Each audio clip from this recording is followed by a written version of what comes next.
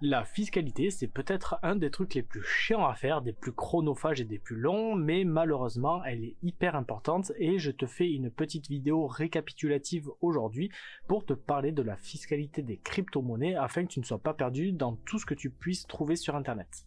Eh bien, salut tout le monde, c'est Lucas, j'espère que vous allez bien. On se retrouve aujourd'hui pour une toute nouvelle vidéo dans laquelle on va parler, comme tu l'as compris, de fiscalité de crypto-monnaies, donc prends-toi un gros Doliprane, c'est parti! Comme dans tout investissement, la fiscalité c'est vraiment un élément qui est essentiel à prendre en compte parce que tu peux avoir le meilleur des investissements si à côté de ça ta fiscalité elle est zéro, elle est nulle, et bien ton investissement il sera pareil, il sera zéro, il sera nul. Avant de commencer, petit rappel, je ne suis pas conseiller financier et je bosse encore moins aux impôts, alors toutes les informations que tu auras vues dans cette vidéo, ce sont les infos que moi j'ai pu trouver personnellement sur internet et ce sera l'interprétation que moi je donne à ces lois que j'ai pu trouver. C'est pour ça qu'avant de faire ta déclaration, ne t'appuie pas uniquement sur ma vidéo, mais je te conseille d'aller faire d'autres recherches afin de pouvoir valider les informations que je te donne aujourd'hui. Avant de commencer, il faut que tu comprennes que dans les crypto-monnaies, tu seras imposé sur les plus-values et que pour ces plus-values, il y a plusieurs impositions qui sont différentes. Tu auras d'un côté l'imposition pour les particuliers et de l'autre côté, tu auras l'imposition pour les professionnels. Pour pouvoir savoir si tu es un particulier ou un professionnel, si jamais tu fais du trading en crypto, malheureusement la loi elle est hyper floue là-dessus, il n'y a pas vraiment de montant précis ou d'acte précis, ils te disent juste que les particuliers en font une activité occasionnelle et les professionnels en font, comme son nom l'indique, une activité professionnelle. Donc si jamais tu n'as fait que quelques allers-retours sur l'année, que tu n'as vendu que quelques cryptos, que tu as fait juste de la gestion de ton portefeuille, là tu seras considéré comme un particulier et donc tu seras imposé à la flat tax. Par contre si tu commences à faire des gros revenus ou que tu fais du minage, là tu seras considéré comme un professionnel. Je te fais juste une petite parenthèse en tout début de vidéo, c'est une parenthèse que je vais te rappeler tout au long de la vidéo, ne t'inquiète pas, mais il faut que tu saches que les plus-values qui sont comptées en crypto-monnaie, ce sont les plus-values que tu as fait lorsque tu auras échangé des cryptos contre des monnaies fiat. Si tu as échangé des cryptos entre elles et que tu as fait une plus-value, ça ne compte pas. Ça veut dire que si tu as fait tout ton trading sur, on va dire du Bitcoin contre de l'USDT, là tu n'auras rien à déclarer comme plus-value parce que ça reste dans la sphère crypto. Par contre, si tu as retiré de l'argent et que là tu l'as fait passer en monnaie fiat, c'est-à-dire en euros ou en dollars, c'est à ce moment-là qu'il va falloir que tu déclares des plus-values et c'est une fois que tu vas faire la transition entre tes crypto-monnaies et tes monnaies fiat, ça comptera comme une session de trading. Maintenant, si tu fais du trading, que tu as fait plusieurs allers-retours par semaine, voire même par jour, que tu as fait de belles plus-values, c'est là que la loi n'est pas du tout avec toi, parce que on ne sait pas, la loi n'est pas définie sur un nombre arrêté de transactions, et elle ne peut pas dire si tu deviens un particulier ou un professionnel. Donc ce que je te conseille, très honnêtement, c'est si jamais tu as fait ton trading entre crypto-monnaie et monnaie fiat, ce sera d'aller voir un avocat fiscaliste ou un expert comptable qui eux sont vraiment calés dans le domaine et qui pourront vraiment t'expliquer quel est ton statut à toi personnellement si jamais tu as fait de grosses plus-values sur toute ton année.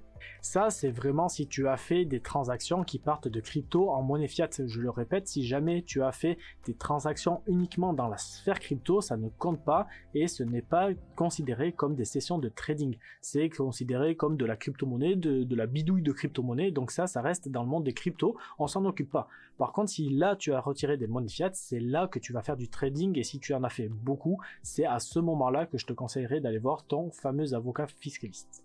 Maintenant que tu sais exactement si tu fais partie des particuliers ou si tu fais partie des professionnels, normalement si tu fais partie des pros, tu es censé le savoir, tu auras certainement une société, sauf si tu as fait vraiment beaucoup de trading entre crypto et monnaie fiat, auquel cas tu iras poser ta question à ton avocat fiscaliste.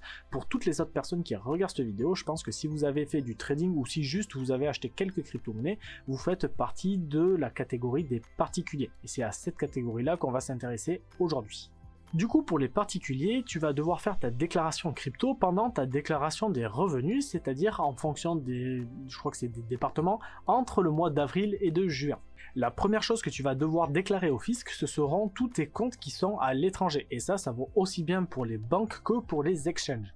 Contrairement à l'année dernière où il te fallait remplir 2 formulaires si jamais tu avais une banque qui était extérieure à la France et que tu avais des exchanges sur lesquels tu étais inscrit, là cette année ils ont fait les choses bien, le fisc, ils ont réussi à tout rassembler sur un seul et même formulaire qui est le 3916. Sur ce formulaire, il faudra que tu y déclares tous tes comptes que tu as détenus pendant l'année 2021 qui sont extérieurs à la France. Ça veut dire que même si tu as clôturé ton compte, si tu as ouvert un compte en mai sur Coinbase par exemple et que tu l'as clôturé au mois de septembre, eh bien il faudra quand même que tu déclares ce compte au niveau du fisc. Si jamais tu le souhaites et que tu veux pas trop te casser la tête, tu trouveras en description directement le lien pour accéder à ce formulaire. Tu verras que pour le remplir, il n'y a rien de très compliqué, c'est uniquement des cases à cocher et des trucs à remplir avec des noms, des prénoms, des adresses, etc., etc. Le seul truc qui pourra être un petit peu pénible, c'est qu'il va falloir que tu parles de ton exchange, par exemple, si tu as créé un compte sur Coinbase ou sur Binance, et il faudra que tu ailles chercher des informations sur ce compte-là, comme par exemple l'adresse du siège social et tout ça. Mais ça, tu verras que si tu bidouilles un petit peu sur Internet, tu tapes siège social Binance sur Google, ça te sort l'adresse directement.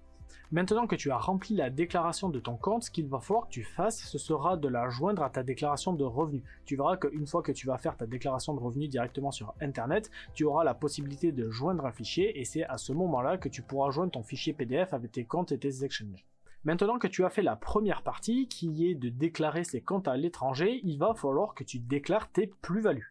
Une fois de plus, je me répète, je fais le petit vieux qui gagate, mais les plus-values, c'est uniquement les transactions qui ont été faites entre crypto et monnaie fiat. Maintenant que tu as compris ça, je vais te mettre à l'écran la superbe équation que tu vas devoir utiliser pour tous les trades que tu as fait pour pouvoir savoir si tu as fait de la plus-value ou non avec les cryptos.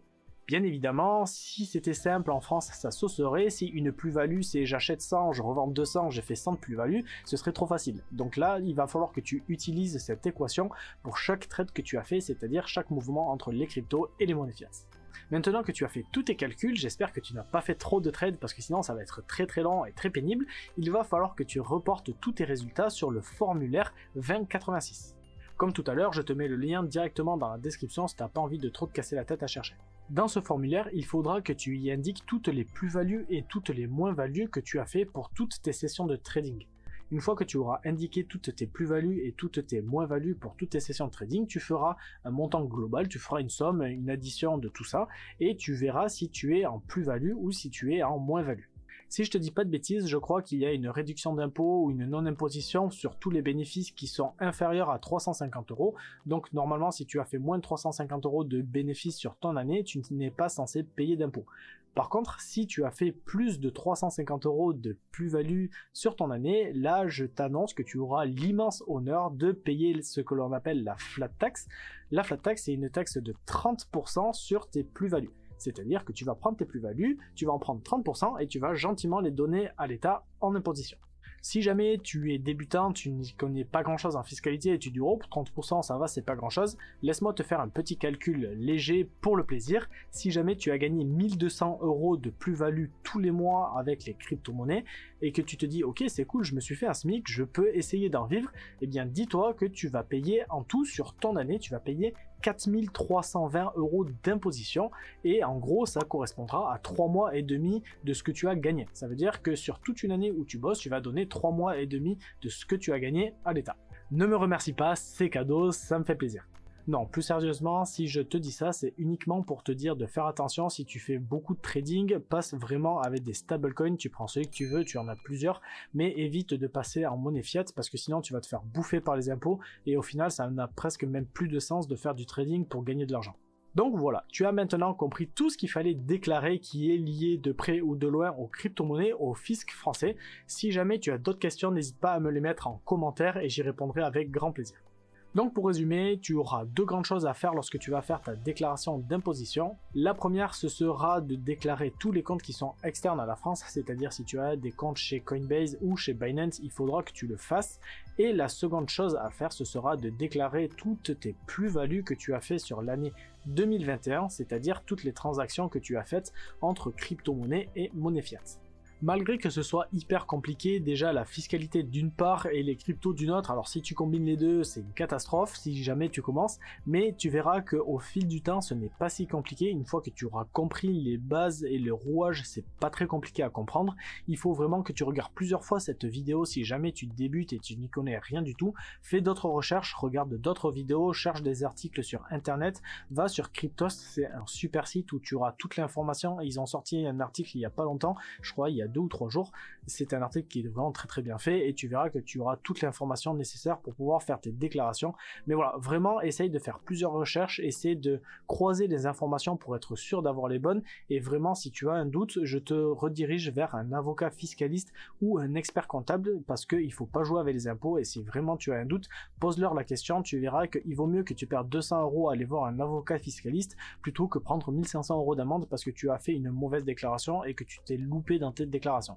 Donc nous voilà déjà à la fin de cette vidéo, merci de l'avoir regardée en entier, j'espère qu'elle t'a plu et qu'elle t'a appris des choses. Si c'est le cas, n'hésite pas à me mettre un gros pouce bleu, ça fait toujours énormément plaisir. Et en attendant ma prochaine publication, ce que je t'invite à faire, c'est aller voir les autres vidéos de ma chaîne qui parlent de finances, de bourse, d'investissement et tout ce que tu veux. Et sinon, si tu as déjà tout vu, je te dis porte-toi bien et à bientôt pour une nouvelle vidéo. Ciao ciao.